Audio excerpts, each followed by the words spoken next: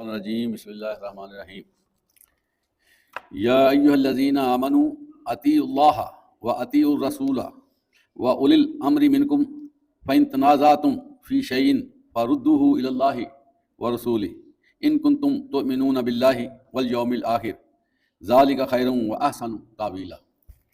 محترم حضرات، ابھی آپ کے سامنے ایک آیت تلاوت کی گئی ہے اور اس کا ترجمہ آپ نے سماعت کیا ہے۔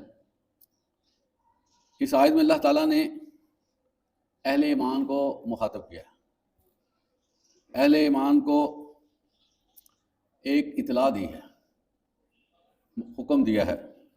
کیا حکم ہے؟ کہ اللہ کی اطاعت کرو اور اس کے رسول کی اطاعت کرو، اور ان کی اطاعت کرو جن کو تم پر ذمہ دار بنایا گیا ہے، جن کو تم پر والی بنایا گیا ہے، حکمران بنایا گیا ہے، اور ان لوگوں کو فالو کرو۔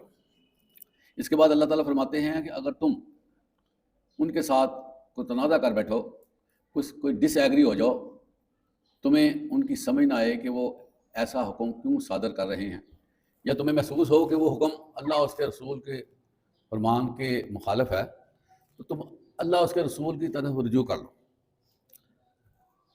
اگر تم اللہ پر ایمان رکھتے ہو، آخرت کے دن پر ایمان رکھتے ہو، اور یہ بہت بہتر ہے تمہارے لیے اور اچھا نعم البدل بھی ہے۔ حضرات گرامی، یہ جو آیت ہے یہ ہمارے لیے بہت زیادہ روڈ میپ کا کام کرتی ہے، ہمارے لیے ڈائریکشن بناتی ہے، ہمیں بتاتی ہے کہ ہم نے زندگی کیسے گزارنی۔ عزیز طلبہ، زندگی ایک مرتبہ ملتی ہے اور دنیا میں رہتے ہوئے زندگی سب سے قیمتی ہے۔ اگر زندگی ہے تو سارا کچھ ہے، اگر زندگی نہیں ہے تو کچھ بھی نہیں۔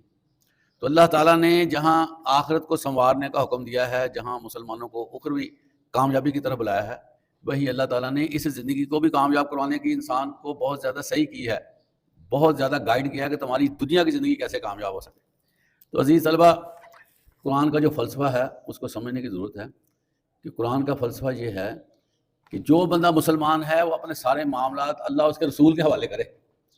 اگر اس نے دنیا میں رہتے ہوئے اچھا وقت گزارنا ہے تو اپنے معاملات کو اٹیچ کرے اللہ اور اس کے رسول کے ساتھ۔ اور یہاں پر واضح فرمایا جا رہا ہے اطیعوا اللہ واطیعوا الرسول، اللہ اور اس کے رسول کی اطاعت کرو۔ عزیز طلبہ، اطاعت کیا ہوتی ہے؟ اطاعت کہتے ہیں جس میں جو ڈائریکشن آ گئی ہے، جو حکم ہو گیا ہے، جو بات واضح کر دی گئی ہے، اس کو اسی طرح لینا جس طرح فرمایا گیا۔ اس بات میں اپنے فیصلے رکھنا، اپنی سوچ رکھنا، اپنے بینیفٹس کو رکھ کے چلنا، پھر بندہ اطاعت سے نکل جاتا ہے۔ پھر اس کا جو زندگی کا موٹو ہے وہ یکسر تبدیل ہو جاتا ہے۔ پھر اللہ اور اس کے رسول سے وہ ڈسکنیکٹ ہو جاتا ہے اگر وہ خود اپنی مان مانی کرے۔ میں آپ کو بتاؤں، قیامت کے دن عزیز طلبہ جو کسوٹی بنائی گئی ہے نا بندوں کو جنت دینے کی، وہ کسوٹی یہی ہے کہ اللہ اس کی اطاعت کے ساتھ ہر عمل کو میچ کیا جائے گا۔ جس شخص کا عمل اللہ کے حکم اور آپ صلی اللہ علیہ وسلم کی سنت کے مطابق ہوگا، اس حکم کے مطابق ہوگا تو اس کو نمبر ملیں گے، وگرنہ اس کا سوال غلط تصور ہوگا کہ یہ تمہارا سوال جو ہے اکارڈنگ ٹو قرآن و سنت نہیں ہے، یو آر فیلڈ، تم ناکام ہو، تم نے بات نہیں سنی، تم نے بات نہیں مانی، تم نے بات کے بارے میں غور ہی نہیں کیا کہ کامیابی کے لیے کیا ضروری ہے۔ عزیز طلبہ، بغیر اللہ اس کی اطاعت کے سونے جیسا عمل وہ پتل سے بھی گیا گزرا ہے۔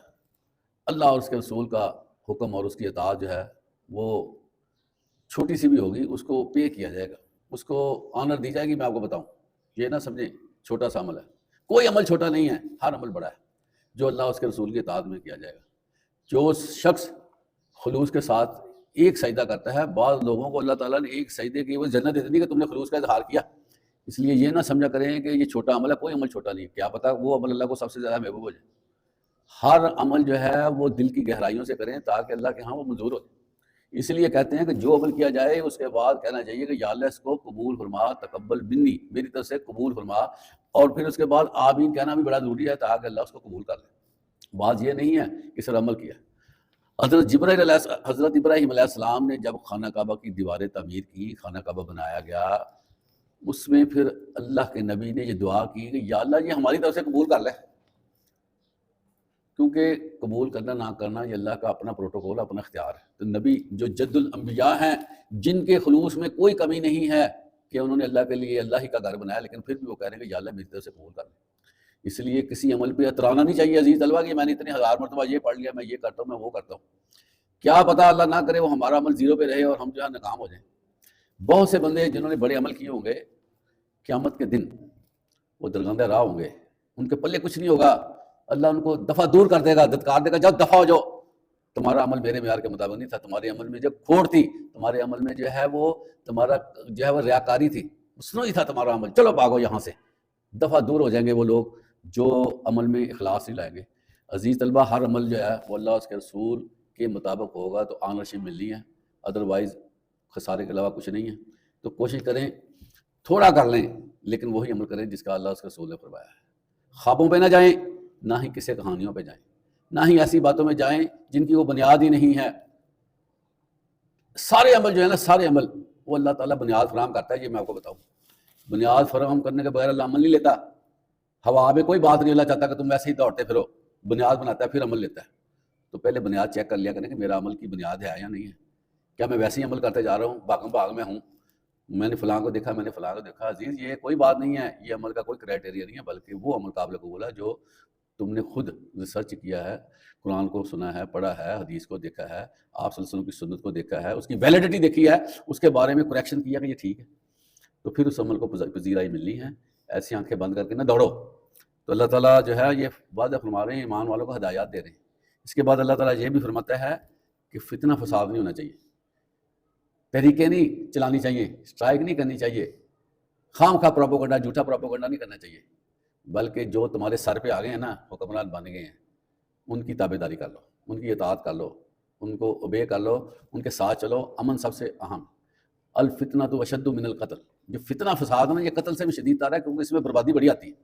تو خام خواہ پروپیگنڈا کرتے رہنا، خام خواہ زہریلا مواد جاری کرتے رہنا، خام خواہ چیزیں اسکینڈلائز کرنا، تو اس سے منع کیا گیا ہے کہ ذرا تسلی سے چلو، کچھ نہیں ہوا. ہاں اگر تمہیں کوئی بات جو وہ حکم دیتے ہیں وہ قرآن و حدیث سے ٹکراتی ہے، کلیش آتا ہے، تم ڈس ایگری کرتے ہو، تو اللہ اس کے رسول کی طرف رجوع کر لو، نہ اوبے کرو.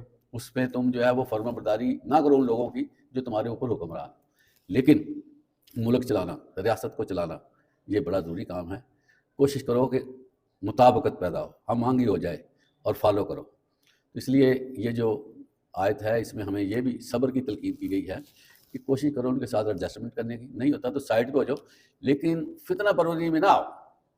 آج کل ڈیجیٹل دور ہے عزیز طلبہ، سوشل میڈیا کا دور ہے، بات ہوتی نہیں ہے بنا کے پیش کر دی جاتی ہے، اسکینڈل ہوتا نہیں ہے اسکینڈل بنا دیا جاتا ہے، خام خواہ الزامات کی بچھاڑ کی جاتی ہے، کسی سے کوئی پتہ نہیں کیا ہوا کیا نہیں ہوا، خود ہی بات کر دی، خود ہی اس کو بڑھا دیا. ایک باقاعدہ جو ہے وہ جنگ شروع ہو چکی ہے جس میں جو ہے وہ بغیر معلومات کے، بغیر کسی سکہ انفارمیشن کے دوڑ پڑے ہیں لوگ باتیں کرتے ہوئے. بلکہ عزیز طلبہ لوگ تو پروفیشنل ہو گئے کہ جھوٹ کیسے بولنا ہے، تراشنا کیسے.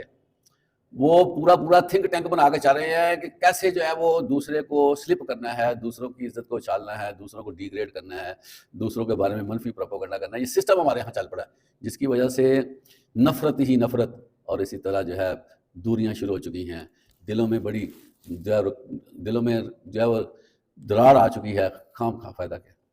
عزیز طلبہ جو ہم کرتے ہیں نا وہ ریکارڈ کا حصہ بڑھ رہی ہے، اس پہ فرشتے دستخط کر دیتے ہیں، وہ صفحہ جو ہے وہ آپ کا رکھ لیا جاتا ہے. قیامت کے دن وہ کھاتا بن جائے گا، کھاتا آپ کا کھولا جائے گا. جس میں جھوٹ ہوگا اس کو دفعہ دور کر دیا جائے گا.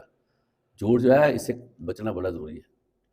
مومن جو ہے نا، مومن حدیث میں آتا ہے اس سے ہر غلطی ہو سکتی ہے لیکن وہ جھوٹ نہیں بولتا. لیکن سوشل میڈیا جھوٹ ہی جھوٹ، الا ماشاء اللہ ہو سکتا ہے کوئی اچھے صحیح بات بھی ہوتی ہو، لیکن اتنا جھوٹ ہے کہ وہ صحیح بات سننے کو بھی دل نہیں مانتا، وہ دیکھنے کو دل نہیں مانتا کہ یہ سچ ہوگا، کیونکہ اتنا جھوٹ.